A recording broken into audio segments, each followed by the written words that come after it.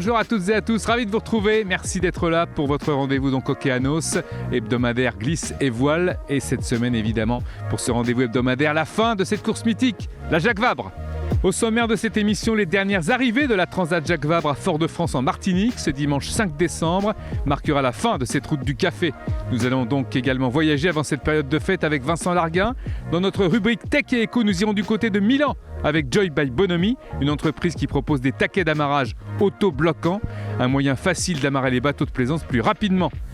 Côté économie, c'est à Monaco que nous vous emmenons avec eSurf, une entreprise qui a développé une planche de surf électrique pouvant atteindre une vitesse de pointe de 64 km/h. Enfin, côté écologie, la société Ecovative Design fabrique des surfs à base de déchets et de champignons. Nous sommes dans la dernière ligne droite avant la fin de cette Transat Jacques Vabre. Vincent Larguin, vous avez suivi évidemment toute cette arrivée, toute cette compétition avec sur place en Martinique notre envoyé spécial Nicolas Coute.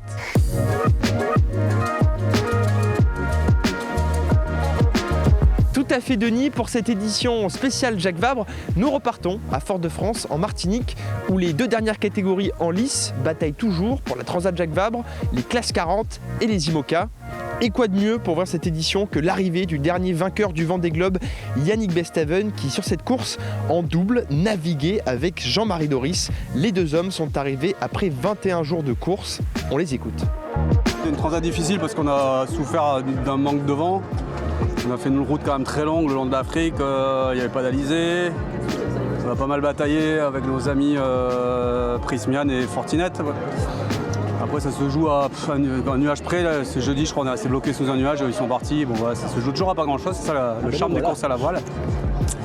Voilà quoi, on est à la place où on devait être de toute manière, parce que c'est vrai que je crois qu'il n'y a plus de débat sur les grands foils, ceux qui en doutaient encore, on les a vus dès Etretat, ils sont partis. Donc d'ailleurs voilà. Mais non, on a bien régaté, on a essayé de jouer tous les coups qu'on pouvait. Un petit peu manœuvré. C'était salle de sport tous les jours. Non, on n'a pas compté, mais il y a eu beaucoup de manœuvres, ça c'est sûr. C'est un peu à l'image de l'arrivée où il a fallu faire du gène avec du fro, il fallait le speed, virer, enfin on n'a pas arrêté. Donc... Mais c'était bien, c'était sympa. Il dit que je râle beaucoup. Je sais pas, je le laisse dire et il verra. Moi je pensais que c'est lui qui râlait, puis il dit que je râle beaucoup. En fait, il s'est rendu compte que je râlais beaucoup moins que lui. Mais bon. Non, avec Jean-Marie on se connaît depuis longtemps, donc c'est top. Ça s'est fait logiquement. C'est vrai que Bilou, ils ont eu des problèmes physiques. Et puis Jean-Marie, il m'a quand même beaucoup aidé sur le bateau, notamment sur la préparation du Vendée Globe. Il connaît le bateau par cœur, il sait le faire marcher. Donc c'est top qu'il ait pu faire cette transat. Il avait aussi envie de naviguer. Et puis voilà, c'est top. Bon, c'était déjà ma dernière course à bord de ce beau bateau. Donc c'est sûr que ce matin, cette nuit, il y avait un petit placement au cœur. Hein. C'est la dernière fois que je navigue sur Maître Coq 4, qui est un super bateau. Hein. Donc voilà, et puis non, de partager ça avec Jean-Marie, c'était sympa aussi, parce que ça fait longtemps qu'on n'avait pas navigué en double tous les deux.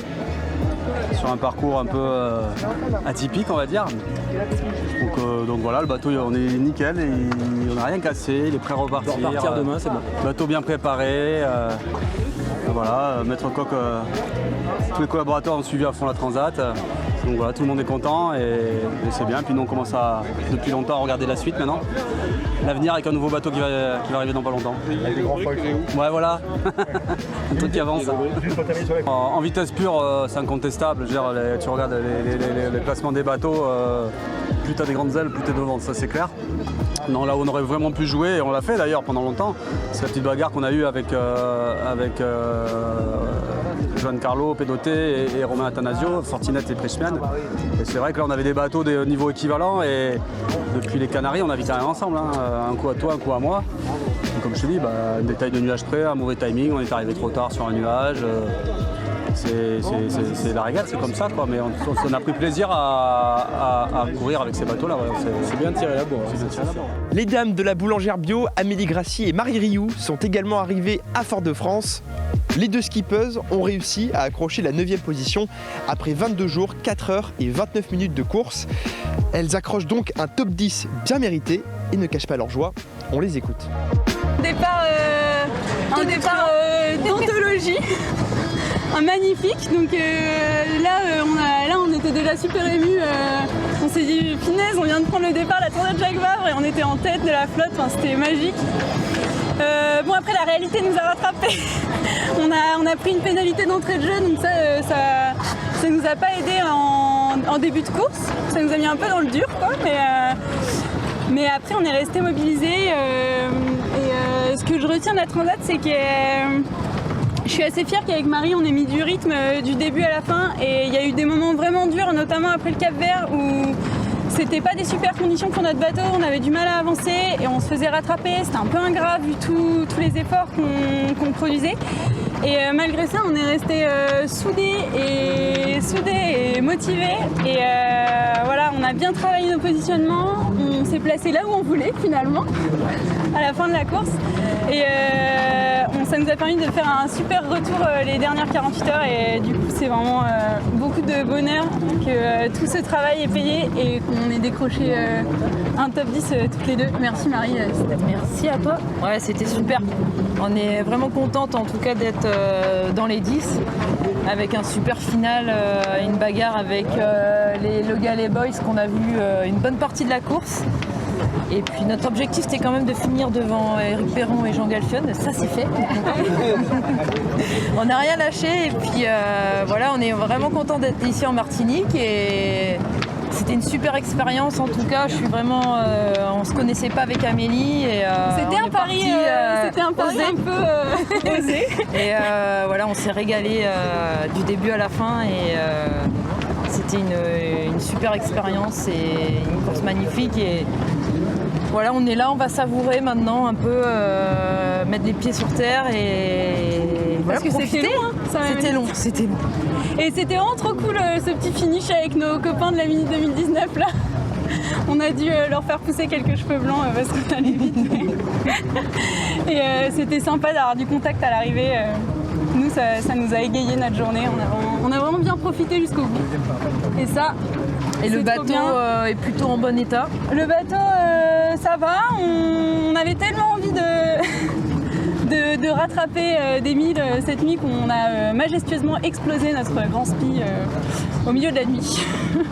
Donc voilà, ça c'était la petite boulette de cette nuit quand même. Hein. On aurait dû réduire avant. Mais en un quart d'heure, on a réussi à ramasser tous les morceaux. Et 20 minutes après, on était relancé à 20 nœuds avec notre spi médium. Donc voilà, ça s'est plutôt bien fini pour une avarie qui aurait pu nous coûter un peu plus cher que ça. Et voilà. Et on est très contente d'être arrivés. Ouais. Et de faire cette belle place avec le bateau qu'on a quand même mis à l'eau juste avant la course. On avait juste navigué quelques jours avant de partir. Et du coup, c'était pas gagné. Et le bateau est en pleine forme, il peut repartir. On remercie aussi. Et toi aussi ? Ah bah oui, moi je suis en pleine forme, moi. Je suis prête. Hein. On peut repartir. Non. On va faire la soirée, ça d'abord. Et voilà. Ouais, c'est aussi le travail d'une équipe derrière, de Julien, de Fred. Merci parce que les gars avaient trop bien bossé. Et merci à l'équipe d'accueil aussi. Ouais. C'était sympa. C'est top. Moi, le rocher du diamant, le passage du rocher du diamant magnifique. est sympathique. Ouais, on était contents de le passer de jour parce qu'il paraît que ça peut être un peu plus capricieux en termes de vent la nuit. Nous, on a pu profiter de la vue, c'était magnifique. Moi, c'est ma deuxième transat, c'est la deuxième fois qu'elle arrive en Martinique. La première fois, c'était au Marin et j'avais pas eu le plaisir de découvrir. Alors, ça fait plaisir d'arriver à Fort-de-France et de découvrir la baie. Ce lundi 29 novembre, c'est également Arnaud Boissière et Rodolphe Seffo qui ont traversé la ligne d'arrivée de la Transat Jacques Vabre. Ils sont arrivés en 16e position de la catégorie IMOCA. Le duo aura mis en tout 22 jours, 12 minutes et 13 secondes pour parcourir les 5800 milles théoriques depuis Le Havre à une vitesse moyenne de 10 nœuds. Une course bien spéciale pour le Bordelais Arnaud Boissière puisqu'il a embarqué avec lui un novice en IMOCA. Son co-skipper Rodolphe Seffo, originaire de la Guadeloupe, affiche 2 participations à la Route du Rhum en classe 40 et de grandes ambitions en IMOCA avec un point de mire en 2024 du Vendée Globe. C'est donc la dernière course de Cali à bord de cette IMOCA. On l'écoute. Mais non, c'était original comme association. On avait navigué ensemble et pas tant que ça. Et en fait, c'était super intéressant pour pouvoir prendre ses gammes pour Rodolphe. Pour moi, c'est super aussi de faire vivre ma dernière aventure avec ce bateau-là, qui m'a procuré tant de bonheur pendant 4 ans. Donc on s'est bien entendu, on a bien rigolé. Il y a 3-4 jours, On s'est un peu limité sur la bouffe parce que comme on commence à se dire qu'il n'y a pas grand chose. Ouais, exactement, ça commence à faire long. Il m'a promis une soupe au lambi, du lambi grillé et tout ça, donc j'attends. Oui, bah c'était le moyen pour faire avancer. Hein. Donc la carotte, tu dis on va manger du lambi. Non mais sinon, non, les pires merdes qu'on a eues, c'est cette nuit. On a explosé le spi. Et le deuxième truc, c'est que le pilote a décroché. Et d'un seul coup, le bateau est parti à la bâtée, couché complet. Rodolphe était dedans, qu'est-ce qui se passe? Le bateau était couché. Mais c'est une bonne image sur notre transat, c'est qu'on a tout pris dans les choses, dans les règles. On a passé dans la précipitation, comme les manœuvres, comme la stratégie. On a bien pris le temps de faire les choses. Et puis il y a eu plus ou moins de réussite, mais en tout cas sans faire mal au bateau, sans se faire mal et en partageant le bonheur de vivre à deux sur un bateau. C'est pas évident quand même, c'est 22 jours. Dans un petit espace. Non, à part cette nuit, on a explosé le spi. Ce qu'on a caché, c'est que on n'a pas compris après Fernando comment les autres sont revenus de 150 piles. Donc ça nous a un peu énervé tous les jours, on regardait, mais là encore une fois, on n'a pas pris ça avec philosophie, mais on a dit on fait marcher notre propre bateau et on met le spi quand il faut, quand on sent que c'est chaud on met plus, on met le Schumacher et voilà, et puis toi depuis 5-6 jours, Rodolphe, naturellement il prend ses gammes sur le bateau sans. Ça sent qu'au bout d'une transat Jacques Vabre, en fait, on est entraîné pour faire une transat Jacques Vabre. Pour faire une transat Jacques Vabre, voilà. On s'est dit, allez, on coupe là, ça sera la ligne de départ et on repart. C'était notre objectif déjà de faire cette transat ensemble pour pouvoir bien prendre en main ce bateau. C'est vrai qu'avec Arnaud, c'est beaucoup de raccourcis, donc une grosse partie du travail qui a été effectué avec lui. Et du coup, ouais, maintenant, pareil pour une nouvelle aventure, pareil pour le ramener en Guadeloupe et puis commencer aussi notre projet. Non, franchement, c'est un très très bon marin. Il est très calme, il prend le temps de. On a vraiment pris le temps de bien décortiquer les manœuvres, de bien y réfléchir avant de se précipiter. Donc ça c'est la force tranquille, on va dire, à bord. Et après on passe beaucoup de temps à rire aussi, parce qu'il n'arrête pas de raconter des blagues toute la journée, donc on passe vraiment beaucoup de temps à rire. Il y a énormément de signes forts sur cette transat, déjà d'être le premier Guadeloupéen à franchir l'équateur, 2 fois en plus en course, et après d'arriver en Martinique pour la première année où cette transat arrive en Martinique. Donc c'est vrai que c'était des étapes importantes pour moi à passer, qui vont marquer aussi ma vie de marin. Et maintenant, voilà, le livre il est fermé, la page elle est tournée, on regarde l'avenir et puis on se reconcentre. On oublie que la course au large, c'est des aventures humaines et des aventures, des tranches de vie. Le Vendée Globe, comme les tranches Jacques Vabre, c'est des tranches de vie. Ce bateau-là, depuis 4 ans maintenant, donc ça fait quelques jours que j'y pense, que je vais arriver en Martinique et que je vais pas l'abandonner parce que je vais le suivre forcément, mais que je vais passer à autre chose. Mais c'est bien de pouvoir continuer, de pouvoir enchaîner sur un bateau plus performant. Je vais repartir dans 3-4 jours, je crois.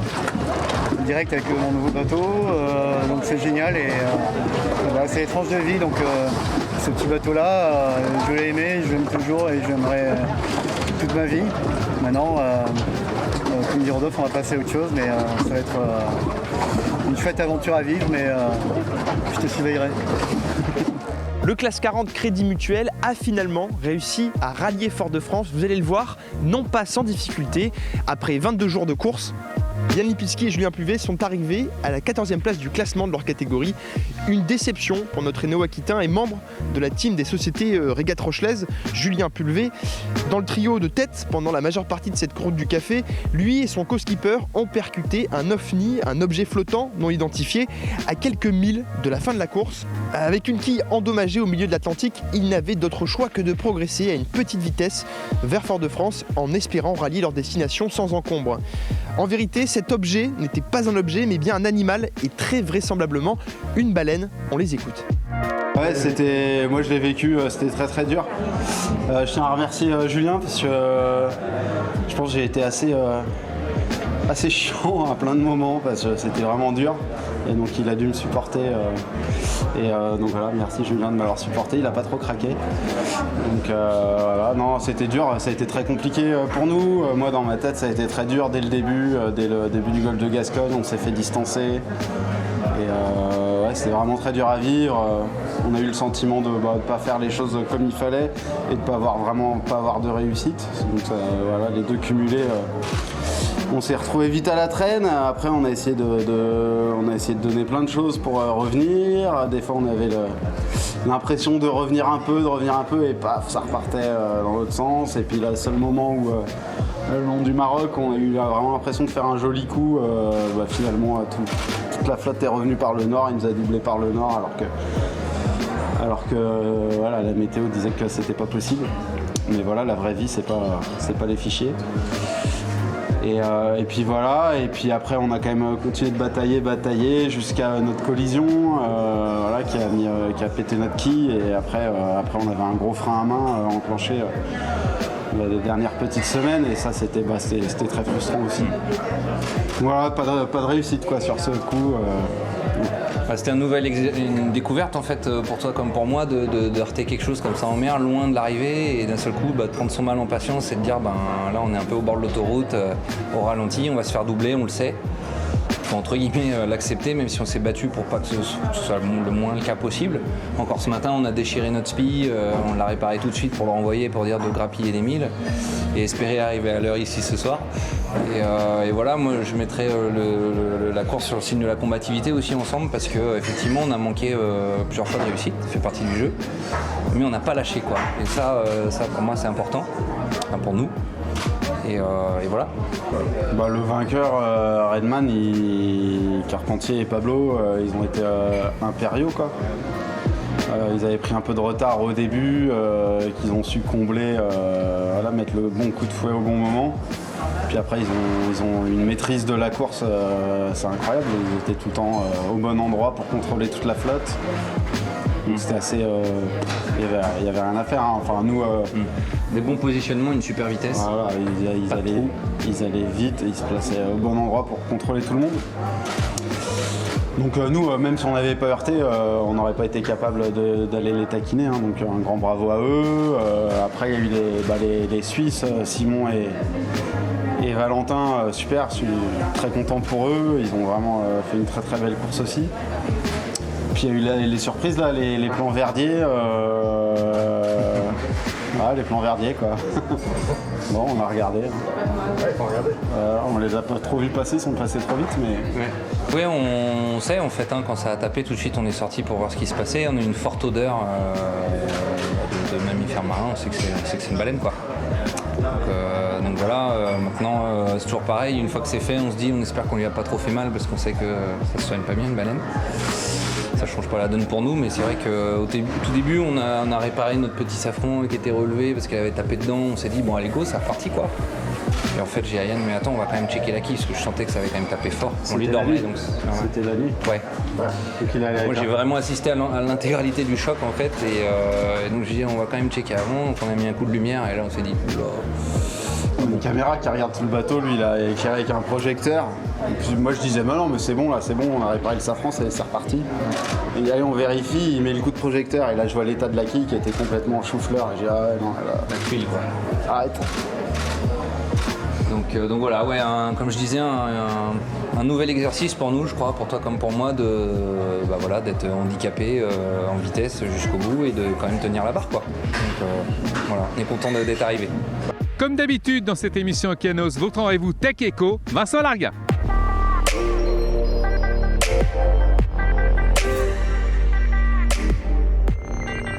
Côté Tech et Eco, je vous emmène cette fois en Italie, du côté de Milan, avec un petit joujou technologique qui s'appelle le Joy. C'est un taquet d'amarrage autobloquant développé par la société Bononi. Avec ce petit bijou, l'entreprise entend bien supprimer les difficultés pour reprendre la tension sur les haussières et faire des nœuds de taquet sous tension. Ce système électrique destiné aux bateaux de grande taille est un outil d'une véritable ingéniosité qui facilitera la vie de certains marins, notamment des propriétaires de yachts. Toujours côté innovation, je vous emmène à Monaco avec une entreprise qui a développé des surfs électriques. Cette entreprise, c'est Cobalt, et elle a été fondée par Flavien Neyerts, nul autre que le double champion du monde de surf motorisé. Et cette entreprise s'est spécialisée donc dans la motorisation électrique. C'est ce qui lui a permis de créer un jet surf en version green, et cette fois, il frappe fort avec une planche de 24 kg. Elle arrive à être compétitive avec la plupart des planches motorisées du monde, avec une vitesse de pointe de 64 km/h, et c'est une planche qui dispose de 45 minutes d'autonomie. Une véritable innovation donc qui ravira les fans de vitesse. Enfin, côté écologie, Vincent Larguin, vous allez nous proposer une invention incroyable, un champignon qu'on va utiliser pour dépolluer.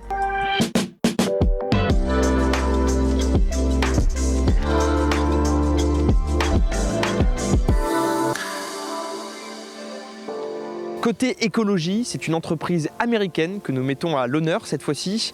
Elle s'appelle Mycofoam et développe des planches de surf, écoutez-moi bien, à base de champignons. Le concept est simple, si les matériaux comme l'époxy sont désormais considérés comme trop polluants, l'entreprise a choisi de concevoir des planches à base de champignons, je viens de vous le dire. Il est révolutionnaire ce concept puisqu'il permet de fabriquer des produits 100% écolos et biodégradables avec des matériaux recyclés et surtout, ce procédé permet d'abandonner totalement le pétrole. L'entreprise, elle s'appelle Ecovative et les deux hommes à l'origine de ce projet s'appellent Daniel Del Toro et David Purser. Ce sont de véritables pionniers du développement durable. Ces nouvelles planches à base de mycélium, de champignons, sont relativement simples à fabriquer. Vous mettez cette matière dans un moule et vous laissez agir pendant 10 jours, puis vous en sortez un produit consistant et résistant. Une recette dont nous n'avons pas fini d'entendre parler. Merci encore une fois de votre fidélité. Vous êtes de plus en plus nombreuses et nombreux à nous suivre. Et vous pouvez retrouver nos programmes bien sûr sur les pages Facebook et Instagram d'Okeanos.